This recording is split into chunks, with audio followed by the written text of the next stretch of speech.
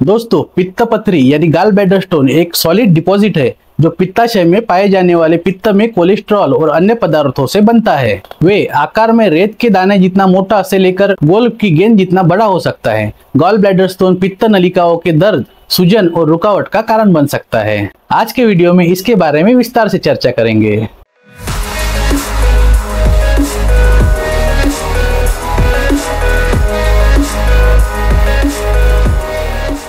नमस्ते दोस्तों, मैं डॉक्टर राहुल आप सभी का स्वागत करता हूं आपके अपने YouTube channel doctor Rahul free family care में। दोस्तों, हमारे चैनल से हेल्थ रिलेटेड नॉलेज लेकर आप अच्छी सेहत प्राप्त कर सके और एक अच्छी हेल्दी लाइफ प्राप्त कर सके, यही हमारे चैनल का उद्देश्य है। तो चलिए शुरू करते हैं।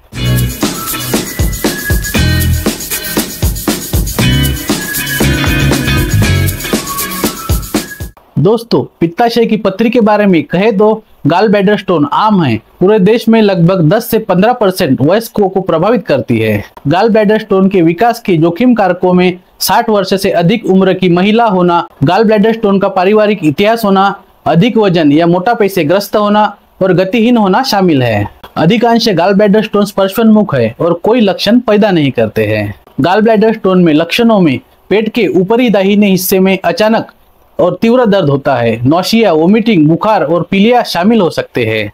गाल ब्लैडर स्टोन के उपचारों के विकल्प में दवा, आहार में परिवर्तन और पित्ताशय की थैली को सर्जरी से हटाना शामिल है।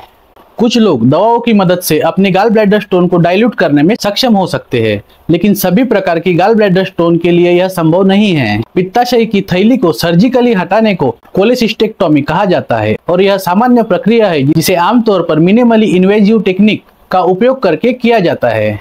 पित्ताशय की थैली को हटाने के बाद पित्त अभी भी लीवर द्वारा निर्मित होता है और इसे सीधे छोटी आंत में प्रवाहित होता है, जो उचित पाचन को बनाए रखने में मदद करता है। अब देखेंगे गाल ब्लैडर स्टोन के कारण। गाल ब्लैडर स्टोन का एग्जैक्ट कारण पता नहीं है, लेकिन वे तब बनते हैं जब पित्त में पदार्थ कॉन्सेंट्रेट और कठोर हो जाते हैं। निम्नलिखित कारण गाल ब्लैडर स्टोन के विकास की जोखिम को बढ़ा सकते हैं, जैसे कि नंबर 1 इज कोलेस्टेरॉल। जब पित्त में बहुत अधिक कोलेस्ट्रॉल होता है तो यह ठोस कण बना सकता है, जो अंततः गाल ब्लैडर स्टोन में कठोर हो जाता है। नेक्स्ट इज पित्त। यदि पित्त में बहुत अधिक मात्रा में बिलिरुबिन होता है, जो आरबीसी के टूटने पर उत्पन्न होने वाला एक वेस्ट प्रोडक्ट है, तो गाल ब्लैडर स्टोन बन सकता है। नेक्स्ट इज बाइल फ्लो का धीमा होना। यदि पित्त का प्रवाह धीमा हो जाता है तो यह अधिक केंद्रित हो सकता है और गाल ब्लैडर स्टोन बनने की जोखिम को बढ़ा सकता है। उसके बाद नेक्स्ट इज हेरिडेटरी। कुछ अनुवांशिक कॉजेस व्यक्ति में गॉल ब्लैडर स्टोन के विकास के जोखिम को बढ़ा सकते हैं। नेक्स्ट इज वजन। अधिक वजन वाले या मोटे लोगों में गॉल ब्लैडर स्टोन होने का खतरा अधिक होता है। उसके बाद आहार। फैट्स और कोलेस्ट्रॉल में उच्च और साथ ही फाइबर में कम आहार गाल ब्लैडर स्टोन के विकास की जोखिम को बढ़ा सकता है। Next is hormonal changes. गर्भावस्था, रोजनिवृत्ति, हार्मोन रिप्लेसमेंट थेरेपी के उपयोग के साथ महिलाओं में गाल ब्लैडर स्टोन की विकसित होने की संभावना अधिक होती है। नेक्स्ट इज चिकित्सा स्थितियां। कुछ चिकित्सा स्थितियां जैसे कि Crohn's disease, liver cirrhosis, metabolism संबंधित विकार गाल ब्लैडर स्टोन के विकास के जोखिम को बढ़ा सकते हैं। अब पित्ताशय की पथरी यानी गाल ब्लैडर स्टोन के लक्षण विस्तार से देखेंगे।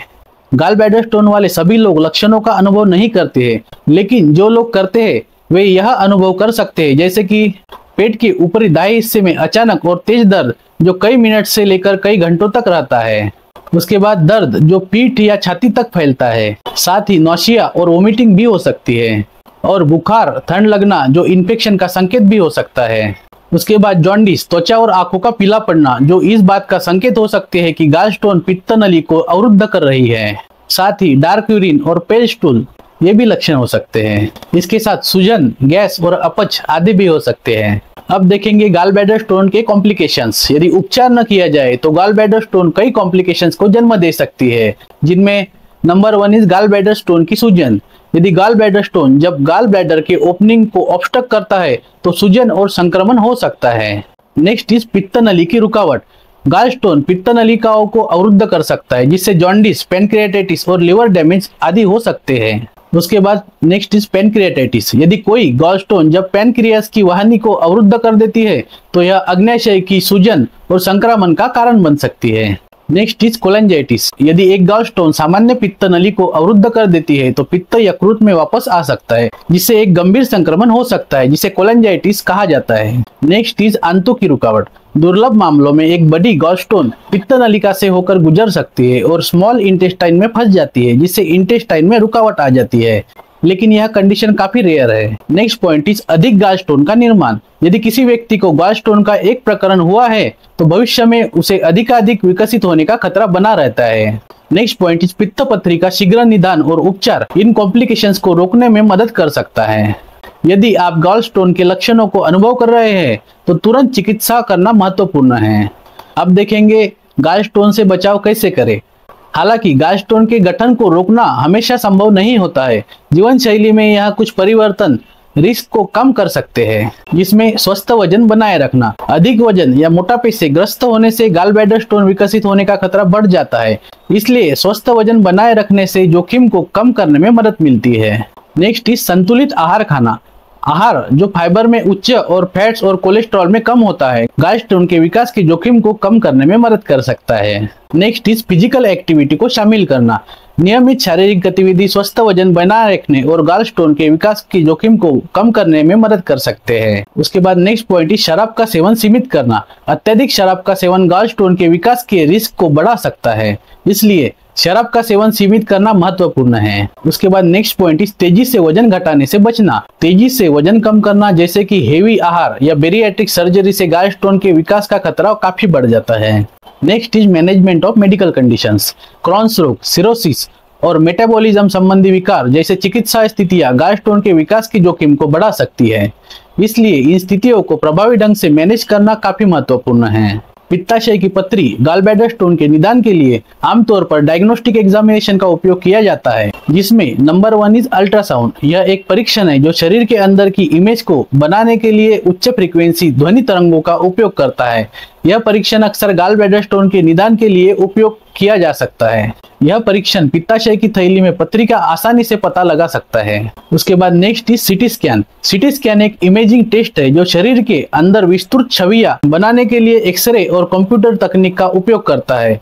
यह परीक्षण पित्ताशय की थैली में पत्थरों के आकार, स्थान और संख्या को निर्धारित करने में मदद करता है। थर्ड इज हिडा स्कैन, जो दिखा सकता है कि पित्त की थैली कितनी अच्छी तरह से काम कर रही है।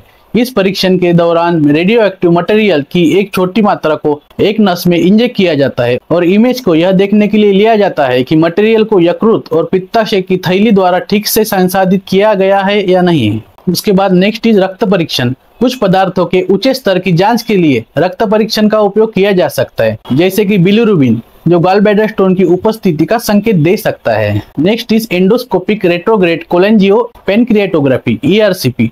ERCP एक परीक्षण है जो पित्त नलिकाओं के अंदर देखने के लिए एक एंडोस्कोप कैमरे के साथ एक लंबी लचीली ट्यूब और अंत में प्रकाश का उपयोग करता है। इस परीक्षण का उपयोग गॉलब्लैडर स्टोन के निदान की पुष्टि करने के लिए पित्त नलिकाओं को अवरुद्ध करने वाले स्टोन को हटाने के लिए किया जा सकता है। अब देखेंगे पित्ताशय की पथरी गॉलब्लैडर स्टोन का इलाज और दवा। गॉलब्लैडर स्टोन का उपचार स्टोन के आकार और संख्या के साथ साथ लक्षणों या कॉम्प्लिकेशंस की उपस्थिति पर निर्भर करता है, जैसे कि नंबर 1 इज ओवरव्यू। यदि आपके पास छोटे गॉलब्लैडर स्टोन है जो लक्षण पैदा नहीं कर रहे हैं तो डॉक्टर तत्काल उपचार के बजाय आपकी स्टेटस मॉनिटरिंग की सिफारिश कर सकते हैं। साथ ही दवाएं, कुछ दवाएं जैसे कि उर्सोडिऑक्सीकोलिक एसिड गॉलब्लैडर स्टोन को घोल सकती है, लेकिन यह उपचार केवल कोलेस्ट्रॉल से बने छोटे स्टोन के लिए ही प्रभावी है।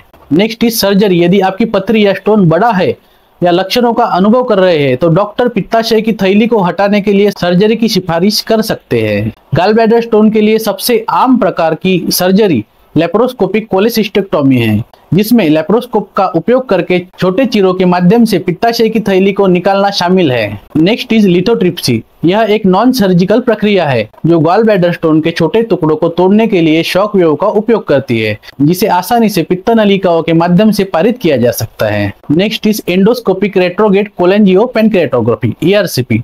कुछ मामलों में सर्जरी के बिना पित्त नलिकाओं से पथरी निकालने के लिए ERCP का उपयोग किया जा सकता है। नेक्स्ट इज पित्ताशय की पथरी गॉलब्लैडर स्टोन का घरेलू उपचार। जबकि सर्जरी अक्सर गॉलब्लैडर स्टोन के लिए सबसे प्रभावी उपचार होता है, कुछ घरेलू उपचार है जो लक्षणों को दूर करने और समग्र पाचन स्वास्थ्य को बढ़ाने में मदद कर सकते हैं। जिसमें नंबर 1 इज कोलेस्ट्रॉल कम करने वाले खाद्य पदार्थ।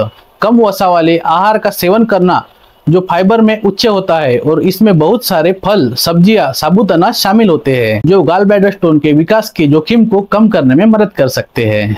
Next point is hydration. खूब पानी पीने से, हाइड्रेटेड रहने से स्टोन के निर्माण को रोकने में मदद मिल सकती है। नेक्स्ट इज उपवास से बचे। उपवास या भोजन छोड़ने से पित्ताशय की थैली सिकुड़ सकती है जिससे गॉल ब्लैडर स्टोन होने का खतरा बढ़ सकता है। नेक्स्ट इज जड़ी बूटियां। कुछ जड़ी बूटियां जैसे कि हल्दी, सिंहपर्णी पारंपरिक रूप से यकृत और पित्ताशय की थैली के कार्य का समर्थन करने के लिए उपयोग की जाती है। उसके बाद नेक्स्ट इज शारीरिक गतिविधि। नियमित व्यायाम पाचन तंत्र को ठीक से काम करने में मदद कर सकता है और पित्त पथरी के विकास के जोखिम को कम कर सकता है। Next is gall bladder stone को कम करने के लिए प्राकृतिक और हर्बल दवाएं। कुछ उपाय जो समग्र यकृत और पित्ताशय की थैली स्वास्थ्य मेंटेन करने के लिए मदद कर सकते हैं उनमें शामिल है नंबर 1 इज कोलोरेटिक जड़ी बूटियां। जड़ी बूटियां जो पित्त उत्पादन को बढ़ाती है जैसे कि सिंहपर्णी रूट यकृत और पित्ताशय की थैली को सहारा देने में मदद कर सकते हैं। नेक्स्ट इज फाइबर युक्त खाद्य पदार्थ। उच्च फाइबर युक्त आहार खाने से पित्त में कोलेस्ट्रॉल की मात्रा कम करके गॉल ब्लैडर स्टोन के विकास के जोखिम को कम करने में मदद मिल सकती है। थर्ड इज पाचन में सुधार करने वाली जड़ी बूटियां। अदरक और पुदीना जैसी जड़ी बूटियां जो पाचन में सुधार करने और गॉल ब्लैडर स्टोन के लक्षणों से राहत दिलाने में मदद कर सकती है। Next is vitamin C. Vitamin C cholesterol stone को ब्रेक करने में मदद कर सकते हैं और नए स्टोन के गठन को रोकने में भी मदद कर सकते हैं। उसके बाद नेक्स्ट इज हल्दी। इसमें कुर्कुमिन होता है। यह एक कंपाउंड है जिसमें सूजन रोधी एंटीऑक्सीडेंट प्रभाव होते हैं। कुछ लोगों का मानना है कि यह गॉल ब्लैडर स्टोन के गठन को रोकने में मदद कर सकते हैं। फाइनली दोस्तों, यह वीडियो देखने के लिए धन्यवाद। मैं आशा करता हूँ आपको यह वीडियो पसंद आया होगा। अगर आपको कोई हेल्थ रिलेटेड क्वेरी है तो आप मुझे इंस्टाग्राम पे या व्हाट्सएप पे मैसेज कर सकते हैं। लिंक डिस्क्रिप्शन में मेंशन है। ऐसे ही एक हेल्थ रिलेटेड नए वीडियो में जल्द मिलेंगे। Till then take care, bye bye.